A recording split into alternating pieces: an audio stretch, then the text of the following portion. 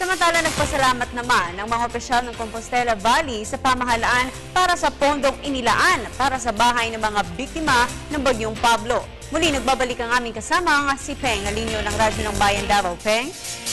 Thank you, Pintos. Malaki ang pasasalamat ng Tondo Province Governor Arthur Uy kay Pangulong Benigno Simeon Aquino III sa pagtutok nito para sa mga nawalan ng tirahan sa ng Bagyong Pablo sa Compostela Valley Province. Muling nabigay ng pondo na halos 100 milyong piso si Pangulong Aquino sa pamamagitan ng Modified Shelter Assistance ng Department of Social Welfare and Development o DSWD-11 para madagdagan pa mga pabahay ng walang o itong mga pabahay sa mga walang mga biktima na nawalan ng bahay ng Bagyong Pablo. Ayon kay Uy na ang pondo ng 88 milyong piso ay para sa on-site construction para sa unang 1,265 pamilyang Cumbaleño na talagang nawasak ang mga bahay nila na nakatayo dati sa mga delikadong lugar at ililipat sa build zone o safe for habitation ng pamahalaan.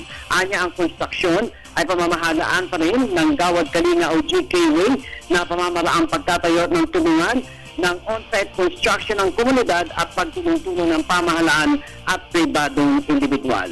Mahigit 1,000 mga kabahayan na ang naitayo sa mga ligtas lugar ng Tombol Province na ang bawat isa nito ay nagkakahalaga ng 70,000 piso dagdag ni Uy. Para sa Telebisyon ng Bayan, Peng Alinio ng Radyo ng Bayan Davao, nag-uulat. Salamat sa iyo, Peng.